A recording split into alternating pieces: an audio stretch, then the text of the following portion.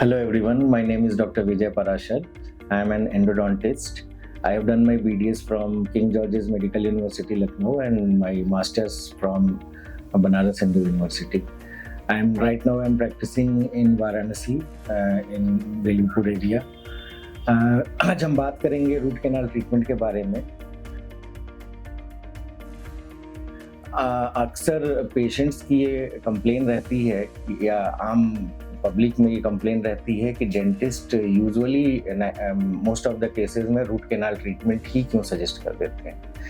आज इसका कारण हम डिस्कस करेंगे। इसका सबसे प्रमुख कारण ये है कि मरीज हमारे पास आता ही तभी है जब दांत उस कंडीशन में पहुंच चुका होता है जब हम कोई और ट्रीटमेंट से उसको ठीक नहीं कर सकते। इसका बेसिक रीजन क्या है कि दांत जो है उसमें 3 लेयर्स होती हैं। सबसे ऊपर जो बाहरी लेयर है वो इनेमल की होती है, जो कि सबसे हार्डेस्ट स्ट्रक्चर होता है बॉडी का और सबसे रेजिस्टेंट भी होता है। उसके बाद दूसरी लेयर आती है डेंटिन की और फिर तीसरी लेयर अंदर जो कोर है दांत का वो पल्प कहते हैं, जिसमें दांत की नसें और ब्लड वेसल्स वगैरह होती हैं।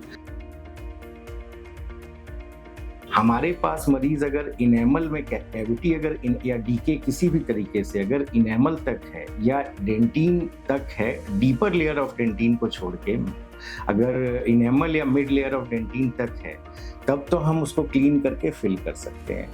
लेकिन अमूमन पेशेंट हमारे पास इस स्टेज पे आता नहीं है, क्योंकि पेशेंट हमारे पास तभी आता है जब उसको सिम्टम्स आते हैं, और सिम्टम्स मोस्टली तभी आते हैं जब डीपर लेयर ऑफ डेंटिन जो है वो पेनिट्रेट कर जाती है। तो हमारे पास फिर फिलिंग का ऑप्शन रह नहीं जाता in most of the cases.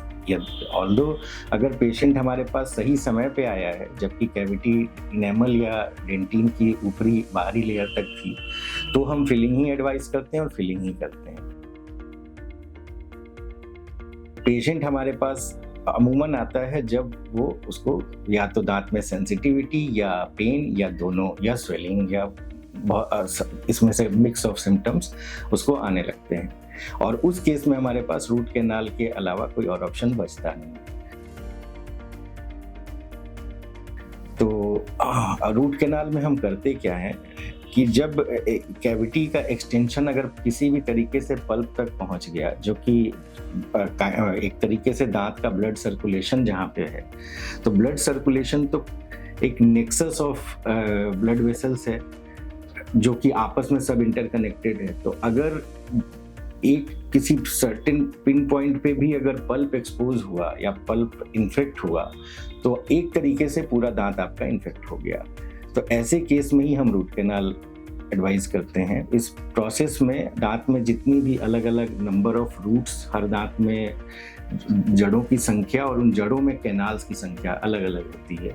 तो रूट कैनाल ट्रीटमेंट के प्रोसेस में हम इन कैनाल्स को सर्च करते हैं, ढूंढते हैं, उनको नेगोशिएट करते हैं, उनको क्लीन करते हैं। पहले उनमें जो इन्फेक्टेड नसें उनको रिमूव करते हैं, फिर उनको शेप करते हैं, और शेप करने के बाद उसमें आर्टिफिशियल गट्टा पच्चा के कोन्स होते हैं, जिनको हम सॉलिड कोन्स होते हैं, जिसको हम डाल के फिल कर देते हैं।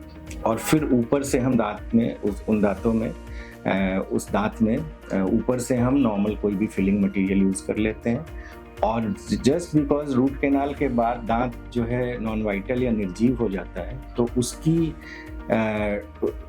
स्ट्रेंथ भी कॉम्प्रोमाइज हो जाती है कंपेयर टू वाइटल टूथ। किसी भी जीवित दांत से जो स्ट्रेंथ है, मजबूती है, वो रूट कैनाल ट्रीटेड दांत की कम हो जाती है।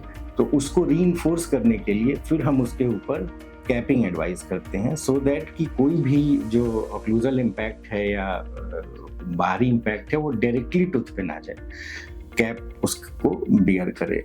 तो ये in whole root canal treatment यही है जिसको मरीजों को जानना चाहिए कि क्यों most of the dentist root canal advice करते हैं। इसमें गलती डेंटिस्ट की नहीं है, डेंटिस्ट तो वही करेगा जो इंडिकेटेड है आपके सिम्टम्स को देखते हुए और जो सही ट्रीटमेंट है। बट अगर आप हमारे पास सही समय पे आएंगे तभी हम रूट कैनाल से आपको बचा पाएंगे। और अगर रूट कैनाल ही एकमात्र तरीका है दांत को बचाने का, तो फिर रूट कैनाल ही करना है। कुछ और भी केसेस हैं जो इसके भी बियॉन्ड वाले लेवल पे आते हैं, जब रूट कैनाल करने के बाद भी हम दांत को सेव नहीं कर सकते क्योंकि उसका स्ट्रक्चर इतना कॉम्प्रोमाइज हो चुका होता है कि रूट कैनाल तो हम कर देंगे, नसें रिमूव कर देंगे, क्लीन कर देंगे, फिल कर देंगे, बट स्ट्रक्चरली हम उसको सेव नहीं कर पाएंगे। वैसे केसेस में हम दांत को एक्सट्रैक्ट करने के लिए एडवाइस करते हैं। तो ये सब कुछ रूट कैनाल के बारे में है। आई थिंक कि सारे सवालों का जवाब आपको मिल गया होगा। Thank you.